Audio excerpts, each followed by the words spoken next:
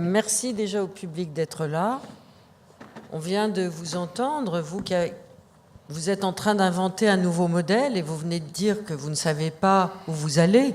Mais déjà, vous pouvez constater que, exactement comme quand on met de l'eau et qu'on arrose des plantes, elles peuvent s'ouvrir. Et moi, j'ai toujours pensé que la culture, dès qu'on faisait une proposition, c'est exactement comme le jardinier qui met de l'eau, ça s'ouvre. Et les propositions sont généralement très acceptées. Et qu'il y a un désir et voire une demande en France, partout où on va, pour faire des propositions artistiques ou même intellectuelles, de débats, de problématiques, on rencontre un public de jeunes. Alors ça, c'est beaucoup plus intéressant et beaucoup plus singulier dans le monde du théâtre et dans le monde de la culture en général. Il y a des spécialistes dans la salle qui vous le confirmeront tout à l'heure. Le grand public, justement, c'est toujours le même dans le monde de la culture. C'est toujours ces fameux 1% qui sont toujours en circuit fermé pour pouvoir bénéficier de ces propositions artistiques et culturelles. Mais le lieu géographique où vous avez décidé de vous implanter, ce qui se passe dans ce quartier, le monde qui est en train de changer à toute vitesse, ces forces de propositions nouvelles tentent à prouver que dès le commencement, vous avez déjà réussi un premier pari qui est quand même assez exceptionnel dans le monde culturel, c'est celui de la jeunesse, parce que dans toutes les forces de proposition culturelles, c'est justement le problème de l'âge. C'est toujours des gens comme moi, très vieux, qui ont été habitués et qui ont pris goût, tellement goût à la culture qu'ils ne peuvent plus s'en passer. Mais le problème, à double titre, le problème du côté du public, c'est que le public vieillit avec les forces de proposition, que ce soit des metteurs en scène ou des artistes associés ou des comédiens et des troupes, mais aussi du côté aussi de celles et ceux qui peuvent envahir les plateaux et nous faire de nouvelles propositions. Donc ça commence bien avec vous, puisque tous les deux, vous êtes très jeunes. Alors, honneur aux filles, et d'abord à Pauline, le pari artistique, puisque tel est le thème de la première table ronde. D'abord, quand on a votre âge, est-ce qu'il est possible de faire autre chose qu'un pari?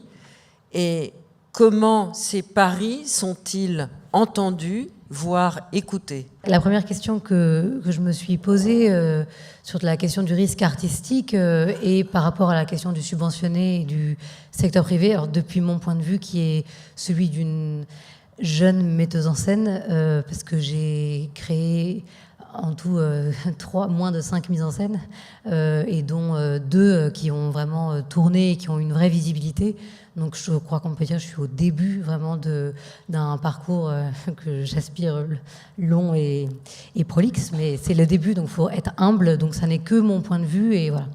La question, oui, je me suis posée, c'est est-ce que le fait d'être protégé, donc d'être dans le secteur subventionné, ça permet d'accroître la prise de risque artistique?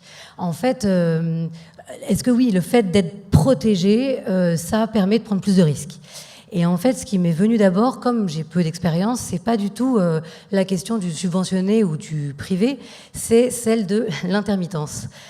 Parce que, en fait, il se trouve que le premier spectacle que j'ai créé, qui tourne depuis 3 saisons, qui s'appelle Iliade, qui est une adaptation de l'Iliade d'Homère, c'est un spectacle qui a été créé grâce à l'intermittence. Moi, je travaillais comme comédienne dans différents spectacles, toute mon équipe aussi, et c'est parce qu'on avait du temps libre entre nos différents projets et qu'on avait la garantie d'un salaire minimum. Je ne sais pas s'il y a des syndicalistes dans la salle, je crois que c'est pas du tout des choses à dire, parce que voilà, mais bref, c'est la réalité, c'est comme ça que ça s'est fait, et c'est sûr que le fait de me sentir protégée m'a permis de prendre un risque et d'aller au bout de ce que j'avais à dire. Ça m'a permis en fait de pas avoir à travailler comme serveuse ou je sais pas quoi. Bon, ça c'est très concret, donc j'aurais vraiment tendance à dire que oui. Alors attendez, Pauline. Oui. Moi, j'ai eu la chance de voir votre spectacle. Il était quand même extrêmement nouveau dans le monde du théâtre contemporain. Votre force de proposition et votre pari artistique, puisque c'est la thématique de ce premier débat, vous l'auriez eu quand même si vous n'aviez pas été subventionné ou pas? Alors, j'allais y venir. Et ben, en fait, je crois que non.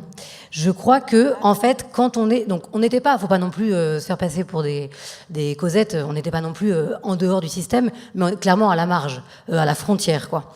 Voilà, un peu comme ça. Et c'est sûr qu'on n'avait rien à perdre. C'est-à-dire qu'il n'y avait aucune attente. On avait évidemment la responsabilité vis-à-vis du théâtre de Belleville qui est à Paris, qui nous avait programmé. Donc on avait la responsabilité de délivrer un spectacle qui soit adapté de l'Iliade d'Homère, mais on n'attendait rien de nous en fait. Et on n'avait rien en fait.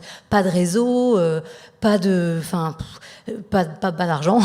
Il y avait vraiment. Donc du coup, il y a une liberté. Moi, j'ai eu la sensation d'un point de vue vraiment de créatrice, dans mon rapport à l'adaptation et à la mise en scène, que j'étais mais complètement libre, et que le fait de ne pas avoir d'argent, on pourrait croire que ça rend moins libre, mais en fait pas du tout, parce que c'est une contrainte comme une autre. Et en revanche, je ne me disais absolument pas ah là là, les gens m'attendent au tournant, mais non, pas du tout. J'avais juste, en fait, ça nous semblait tellement le fait de pouvoir juste créer le spectacle se suffisait en soi, et du coup il n'y avait aucune autre question que de faire ce qu'il fallait faire pour pouvoir le créer dans ce qu'il était, sans se préoccuper des attentes des autres. Et ça, en fait, finalement, je me dis que par rapport à la question du subventionné, du privé, finalement, c'est pas, voilà, c'est parce que quand on est comme spectatrice, quand je me suis jamais dit parce que je suis pas au théâtre depuis que je suis ado, quoi.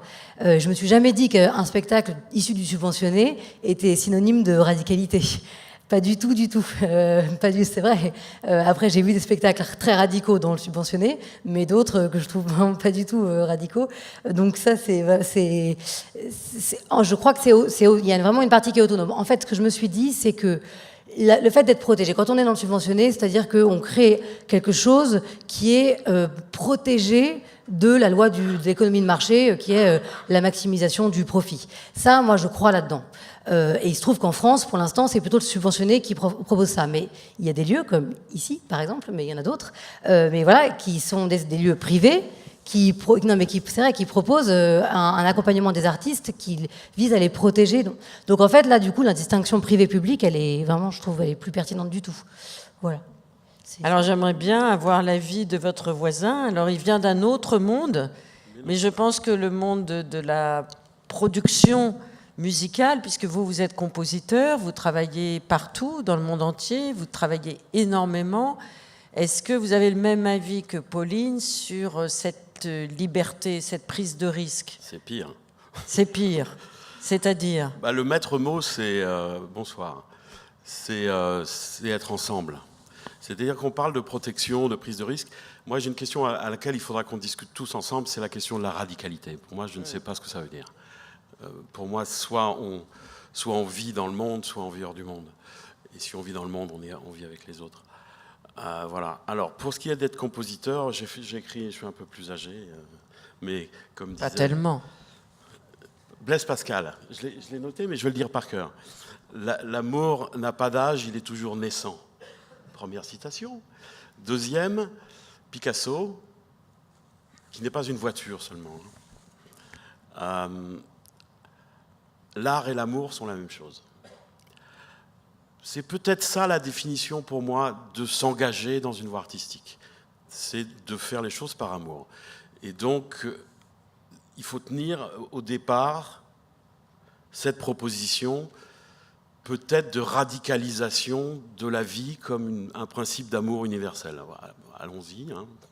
Non, mais concrètement, ça veut dire quoi? Concrètement, c'est commencer à 20 ans à écrire une pièce pour orchestre, pendant 6 mois dans la solitude, sans argent, sans savoir où elle va atterrir. Par contre, avoir déjà un partenaire, l'éditeur.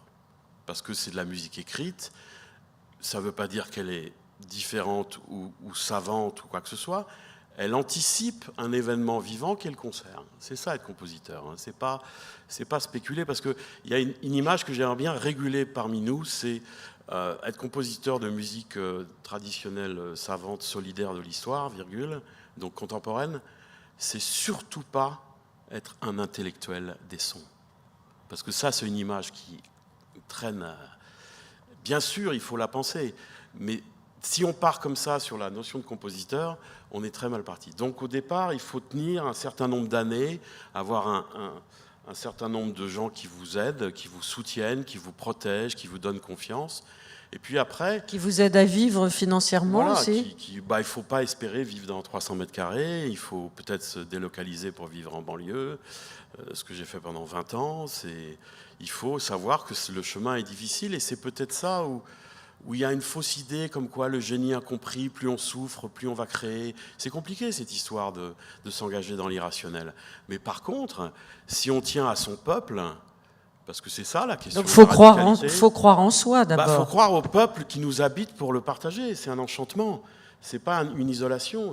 La prise de risque, pour moi, elle n'était pas de... Il faut traverser l'ego, c'est-à-dire, attention, moi, génie, j'arrive, Beethoven, attention, c'est pas ça.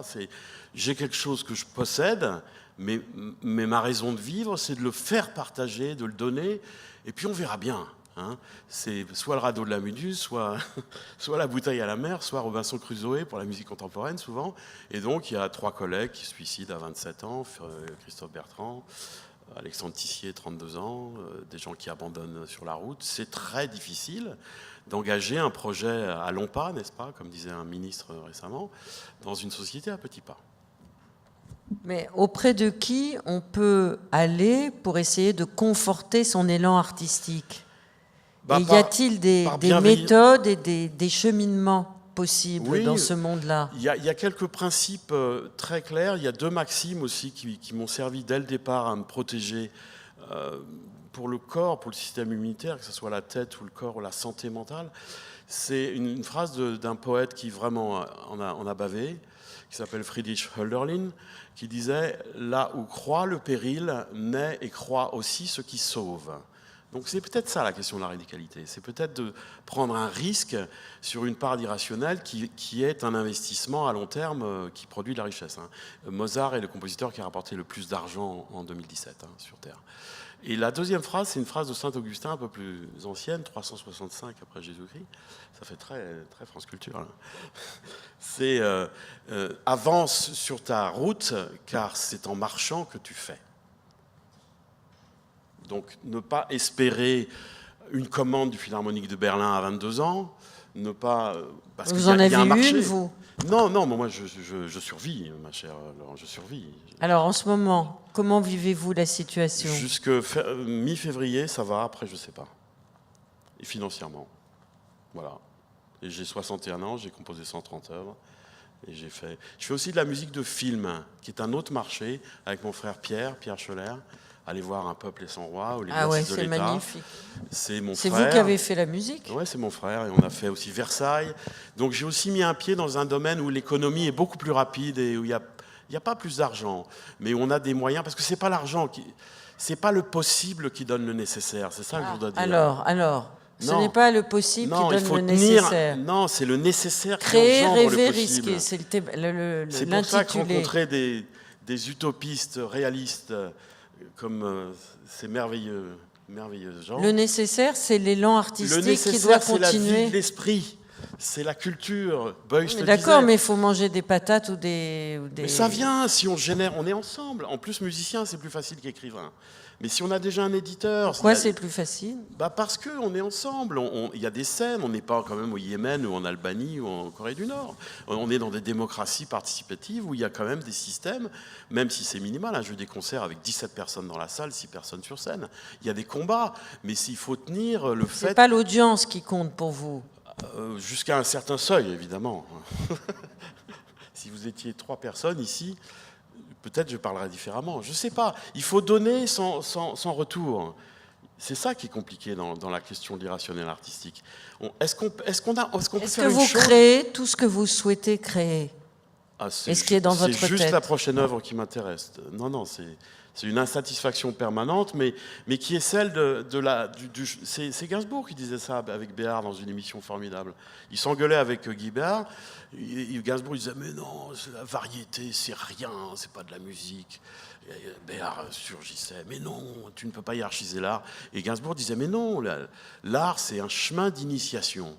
Donc c'est sûr que si on rentre dans la tradition comme je l'ai décidé à 19 ans et 2 mois, de consacrer ma vie, donc de prendre rendez-vous à 60 ans pour être compositeur.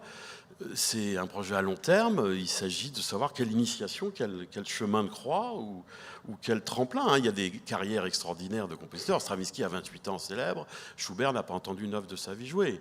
Van Gogh, etc. Mais arrêtez de parler des morts, on parle des vivants. Là. Mais non, mais parce que c'est une épreuve de miser sur l'irrationnel. C'est peut-être ça l'audace dans une société technocratique. Et c'est ça peut-être la question de la radicalité. Qui vous aide, un mécène ou les pouvoirs publics? Les deux. Les deux. Mais c'est pas une aide, c'est un investissement. Enfin, qui finance? Moi, j'ai eu de la chance, à un moment donné, à 34 ans, où ça commençait à devenir vraiment pénible. Vraiment. Vivre dans 20 mètres carrés pendant 10 ans, c'est vraiment difficile. Enfin, mais c'est vrai, hein, c'est pas du tout... j'ai pas eu de parents riches, mon père a fait des dettes très jeune, il a vendu la maison. Voilà, une enfance assez compliquée. Mais je pense que c'est parce que ça résiste qu'on tient. La création vient parce que ça résiste aux matériaux aussi, par exemple. C'est là où on mesure sa force, sa détermination ou sa folie. Si c'est simple, si c'est facile, on ne crée rien, je pense. Donc à 34 ans, il y a la fondation, mais j'avais rien fait, j'ai envoyé une lettre qui s'appelle le Crédit National, ça s'appelle maintenant Natexis, alors que je venais de refuser la Villa Médicis parce que c'était pour moi la Splendid Isolation, ça ne m'intéressait pas.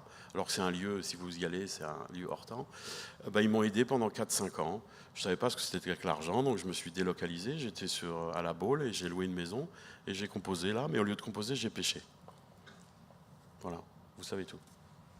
Donc peu importe finalement le mode de financement. L'important, c'est de pouvoir continuer à créer. De tenir sans avoir des exigences de...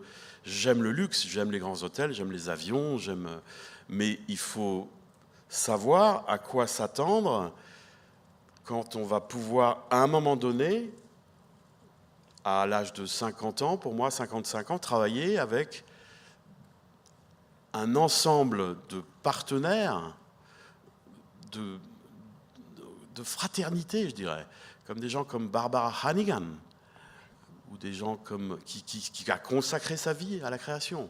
Mais maintenant, elle est très reconnue. Oui, mais au début, on ignore ça complètement. Après, on trouve des amitiés et on trouve des fidélités. Jean-Guyen Queyras, moi je l'ai connu il y a 25 ans, il était absolument inconnu. C'est des affinités électives qui créent la qualité. Et ça, c'est des valeurs éthiques qu'on a ou qu'on n'a pas. Après, on peut mettre de l'eau dans son vin, changer de style et faire de la musique qui va s'adresser à une mémoire plus absorbable, hein, parce que la question du public et du grand public, c'est une question vaste. Je n'ai qu'une chose à dire, j'ai dépassé peut-être le temps, c'est Pasolini qui disait « Attention, le peuple n'est pas la masse ». Et ça, c'est des principes éthiques, philosophiques, politiques, de considérer, et j'en parlais souvent avec mon frère, qu'un public, c'est toujours très intelligent. Donc c'est des lois comme ça qu'il faut avoir en soi, mais même non formulées, on n'a pas besoin de lire trop de livres. Et là, on rencontre des gens qui vous guident, qui vous disent... Moi, je me rappelle, j'ai rencontré Elliot Carter à 28 ans, il m'a dit juste une phrase, et ça m'a fait gagner 10 ans. Il m'a dit « Ah, Philippe, toujours de l'esprit », comme ça. Il m'a dit ça, il avait 90 ans, moi j'en avais 28. C'est une famille. C'est solidaire, il n'y a aucune isolation de l'artiste, au contraire, il est là simplement pour réenchanter. Voilà, parce que le thème, c'est aussi rêver. Moi, je dirais, c'est faire rêver. On parlera de ça après. Alors, j'ai une charmante jeune femme au premier rang avec une jupe rouge qui me fait signe. Alors, elle n'a pas un sifflet comme pour les matchs de foot, mais elle a un petit tableau et elle me fait signe depuis 5 minutes que le débat est déjà terminé. Mais la dernière question, oui, c'est vachement court. Bon, il y a des micros dans la salle. Alors, j'ai une dernière question à poser à Pauline. C'est effectivement, pour rebondir sur ce que vient de dire Philippe, c'est est-ce que vous avez toujours, aujourd'hui, à l'âge que vous avez, l'ambition de vos rêves sur le plan pratique ? Oui. En fait, tout complètement. Le rêve, on ne travaille qu'à partir de ça. Et en revanche, ça c'est très personnel. Moi, une des choses qui me plaît le plus dans le théâtre, c'est son ancrage dans le réel. Je trouve que de tous les arts, Bon, je connais pas très bien le reste, mais c'est vrai que le théâtre, c'est fait par des gens de chair, de sang, on peut se blesser, il faut faire attention, et puis ça se passe dans un espace qui est tangible, etc. Et du coup, ces lois du réel, il faut les respecter. Et quand on a un rêve, c'est super, on a plein d'idées, c'est super, puis on les éprouve dans le réel. Et si ça résiste, moi, mon expérience, c'est qu'il faut tenter, ok, voilà. Puis si ça continue de résister, c'est le réel qui gagne. Parce que au théâtre, de toute façon, c'est la loi du plateau qui aura le dernier mot. Et ça sert à rien. On aura beau avoir des rêves formidables, des super idées, etc. Oui, non, mais d'accord. Mais en fait, c'est que un voyage de l'abstrait vers le concret. Ça vraiment, c'est de l'incarnation. Et donc, c'est forcément limité. Je veux dire, on n'est pas au cinéma, on n'est pas sur fond vert, on peut pas venir mettre. C'est le théâtre. Il n'est que théâtre, mais parce que il est très contraint par le réel. En même temps, moi, je crois que le champ des possibles est infini, que ces contraintes, enfin, vraiment ouvrent le champ des possibles. Et c'est d'ailleurs pour ça que je me suis lancée, moi, dans l'adaptation de l'Iliade et l'Odyssée avec 5 acteurs, pas beaucoup de moyens, parce que je croyais là-dedans. Donc je dis pas du tout qu'il faut limiter ses rêves. En revanche, je crois qu'il faut écouter le réel. Enfin, moi, dans mon rapport au théâtre, à la mise en scène, et que l'argent, là-dedans, la question de l'argent, c'est pas du tout une fin, c'est un moyen, mais c'est un indicateur du rapport au réel. C'est-à-dire que si une idée coûte, on a un budget de 100 000 euros et qu'une idée coûte 800 000 euros, bon, bah, on va peut-être essayer de travailler autour. Puis si ça marche pas, c'est que voilà, ça marche pas en fait. Faut pas essayer de faire une sous-idée qui coûte une blinde alors qu'en fait on avait, voilà, ça marchera pas. Donc moi j'aime, et puis c'est vraiment une des choses qui me passionne dans le théâtre, c'est de réfléchir à comment on incarne concrètement des choses très abstraites au départ et comment on respecte ce rapport à la réalité. Merci beaucoup. Donc je crois qu'il y a des micros qui circulent dans la salle. J'imagine que vous avez des questions à poser à Pauline et à Philippe. Je m'appelle Philippe Agide. Il y a 2 mots qui sont apparus dans l'un qui a été prononcé par vous, madame, qui est le mot audience. Audience, c'est le public. Et puis, vous avez prononcé le mot d'éditeur, et l'éditeur fait partie de la production. Alors, les 2 questions que j'aimerais vous poser, c'est au fond, comment vous vous situez par rapport à des producteurs, et le public, qu'est-ce que ça représente pour vous ? L'écrivain est son premier lecteur. Le metteur en scène est son premier espace imaginé. Le compositeur est son premier auditeur. Ce qui fait obstacle à trouver un public, c'est l'ego. C'est moi. Si vous avez un peuple, un enchantement, quelque chose qui vous dépasse, vous y tenez, c'est quelque chose infime. C'est une intuition, surtout la musique en soi. La musique pour concert, pour l'écoute, qui est une chose très particulière. Et en plus, si vous misez sur une chose qui n'a jamais été entendue, l'inouï, le public, c'est une forme de certitude, une forme de foi dans la sensibilité que vous avez à votre langage. L'art, c'est pas des idées, c'est un langage de sensations. C'est Deleuze qui dit ça. L'art est le langage des sensations, des mots, des sons ou de la pierre. Et donc, le public, il est déjà là, parce que chacun de nous a une sensation. Et après, il y a cette folie de considérer que cette sensation singulière sur telle couleur, tel accord, etc., tel rythme, pourra être partagée, pourra être une forme de science, je dirais. Bonjour. Alors, sur le public, oui, en fait, c'est sûr que, pareil, de mon point de vue, on aura beau répéter un spectacle 50 ans, si c'est juste entre soi, le spectacle ne trouve sa véritable identité, son véritable visage, que une fois qu'il a été confronté au regard d'inconnus qui ne sont ni de notre famille, ni de nos amis, enfin qui n'ont pas, voilà. Et que c'est en éprouvant cette réalité du face-à-face, en fait, cet échange, que le théâtre devient ce qu'il est fondamentalement. Sinon, c'est pas pour moi, c'est pas du théâtre, quoi. Et là encore, un peu comme l'ancrage dans le réel dont je parlais, c'est que ça fait partie du principe fondamental du théâtre. C'est-à-dire que non seulement moi je le respecte, mais c'est pour ça, enfin, c'est une des raisons qui fait que j'aime le théâtre, cette confrontation-là à un public qui est différente chaque soir avec un même spectacle. On ne se rend pas compte quand on n'est pas au plateau, mais ça vit, un public, ça vit mais de mille et une manières différentes, alors que c'est le même lieu d'un soir à l'autre. C'est incroyable. Donc, et ça nous permet de réinventer. C'est ça qui fait que ça reste vivant pour nous, parce que si les gens réagissaient toujours de la même manière, ce serait un véritable enfer. Donc, ça vient nourrir. C'est ça qui crée le présent, c'est ça qui crée la vie. Donc, oui, ça, c'est... Voilà, j'espère que j'ai répondu. Bonjour, Romain Faure. Il y a une question dans le programme sur les réseaux sociaux. Pour avoir des enfants et pour avoir des étudiants. Aujourd'hui, un étudiant ou un enfant pense qu'en voyant un extrait de film, il a vu Jean-Luc Godard, pour aller vite. En écoutant 5 minutes de votre œuvre, et il connaît votre œuvre. Enfin, vous les connaissez tous. Voilà.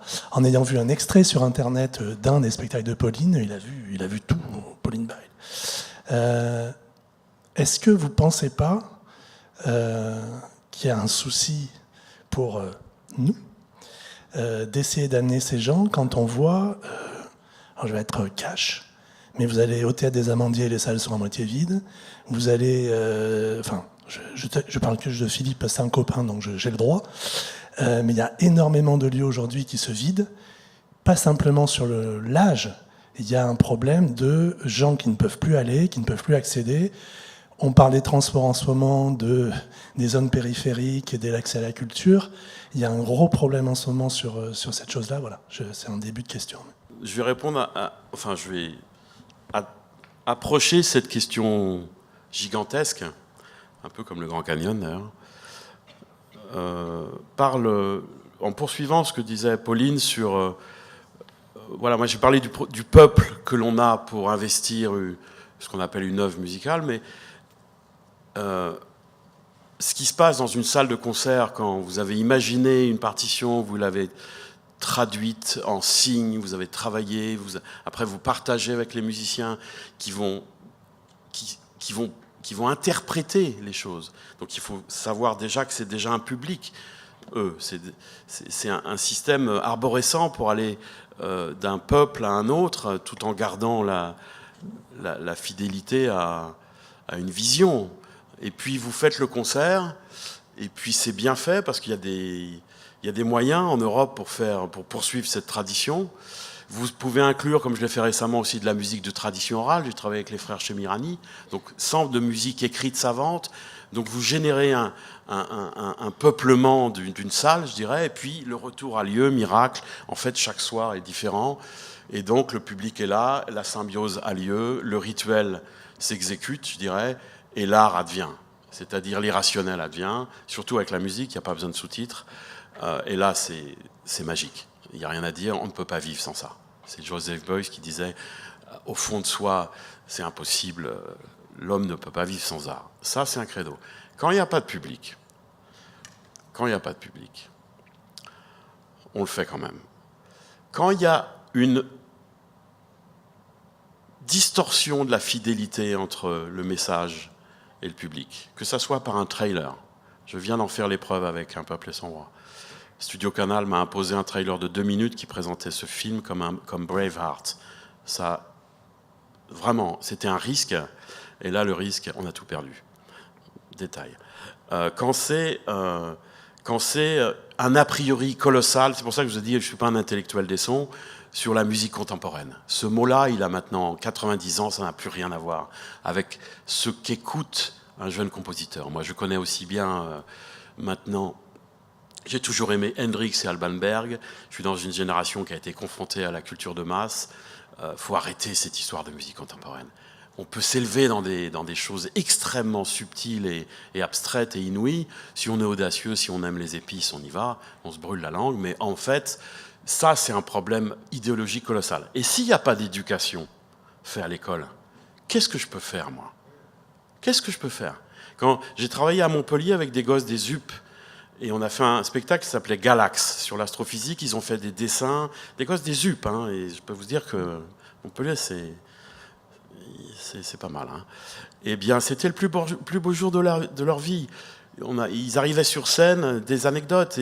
Et donc, le public, il est à construire dans la détermination d'aller vers le concret, du plus concret, de trouver... Voilà, c'est un combat de concrétude permanent, mais il ne faut pas lâcher le fil rouge du message.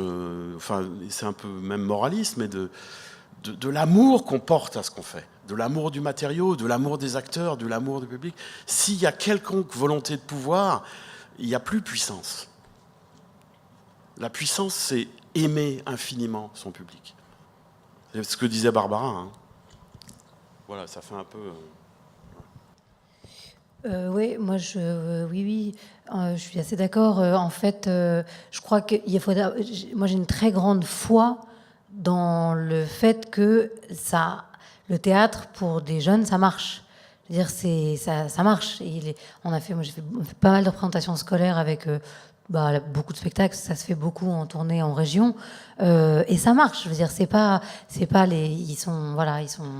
les jeunes sont intéressés, ils sont pris, captivés par ce qui se passe pendant 1h20, 1h30 au plateau. Donc, le souci, c'est juste de voir comment est-ce qu'on les amène à ça. Ça, je trouve que moi, depuis mon point de vue d'artiste, ça passe par un travail. Enfin, je suis artiste associée à l'Espace d'Issa 189 à Saint-Ouen, et du coup, la semaine prochaine, je fais une semaine en immersion avec des élèves de seconde autour de la figure d'Ulysse. Bon, voilà.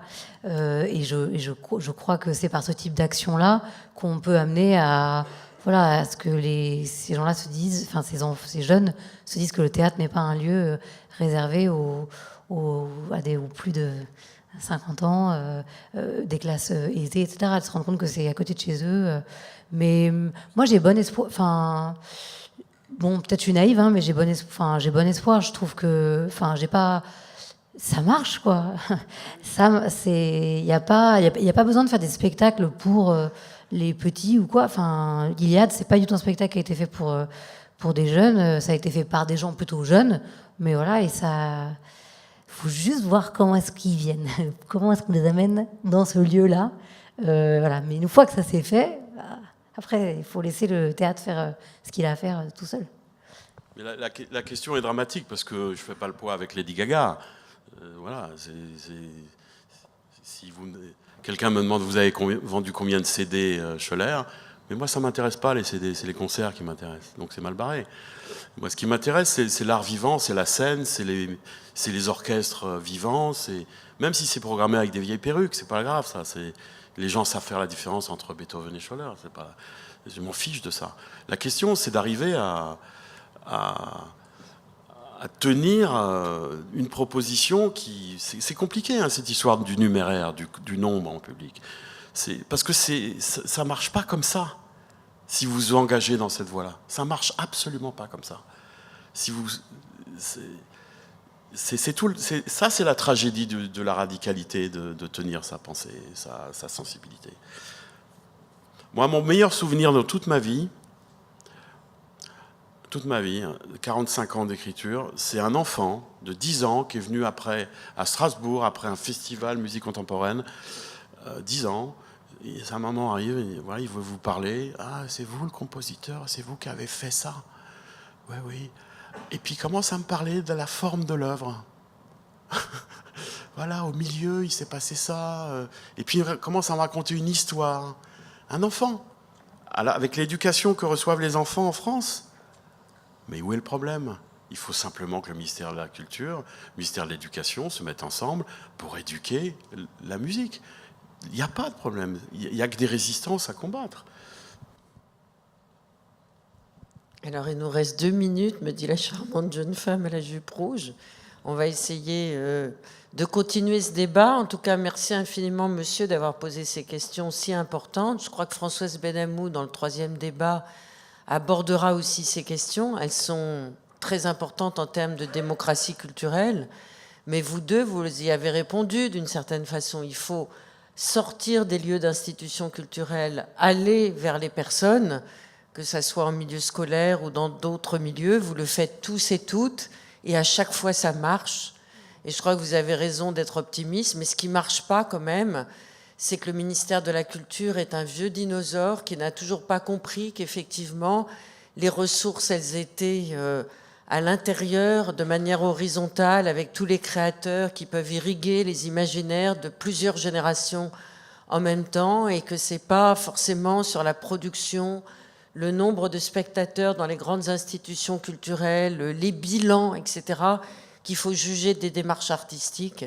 C'est autrement. Mais ça, c'est des questions très, très importantes pour l'avenir et même pour aujourd'hui. Quant à la question du numérique aussi, c'est très important. Est-ce que le résumé des choses en 2 minutes 30 vaut-il la démarche d'une esthétique ou d'un engagement artistique qui a pris des années et des années à mûrir?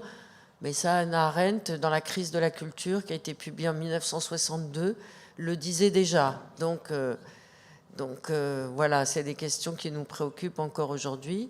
Donc je crois qu'il faut qu'on passe à la deuxième thématique. En tout cas, merci infiniment, Philippe Schoeller, et merci beaucoup, Pauline.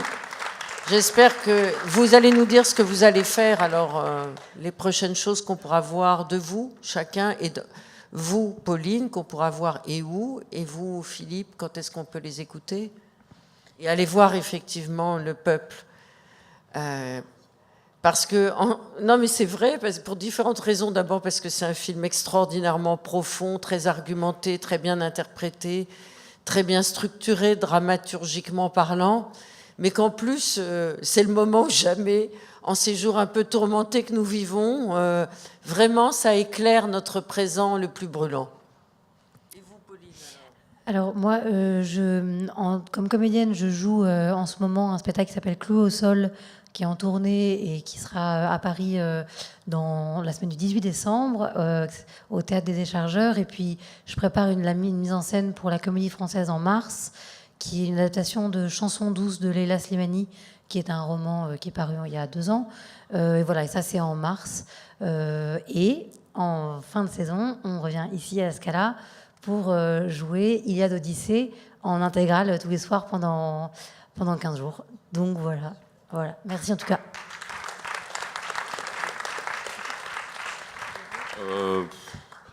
Moi, j'ai un petit concert à New York par un ami qui n'est pas payé d'ailleurs, à la Manhattan School. Ouais, c'est chic, hein, je vais à New York. Il me paye l'hôtel quand même. Le voyage, c'est moi qui paye. Et sinon, il y a la SACEM, qui est une chose très bien. Il ne faut pas considérer que c'est qui décide de remettre des grands prix chaque année. Et après 45 ans de travail, ils m'ont donné le Grand Prix SACEM de musique symphonique pour la carrière. Et donc c'est sympa. Je peux m'acheter un vélo avec après. Et ouais, électrique, même pas, ils me donnent pas les piles. Et donc il y a une création, je leur offre sur scène. Donc il y aura Renaud, MC Solar, Michel Gondry, Indochine et Laurent de Wilde, parce que c'est la musique, c'est beaucoup de musiques différentes, et c'est à Playel lundi soir. Et moi, je leur offre une petite création qui s'appelle Vénus Philia, la Vénus de Botticelli, mais aussi la planète, pour harpe et piano. Donc ça sera une création à Playel, voilà. C'est une petite chose, mais musique de chambre, c'est bien. Bravo à vous. Merci beaucoup. Bravo.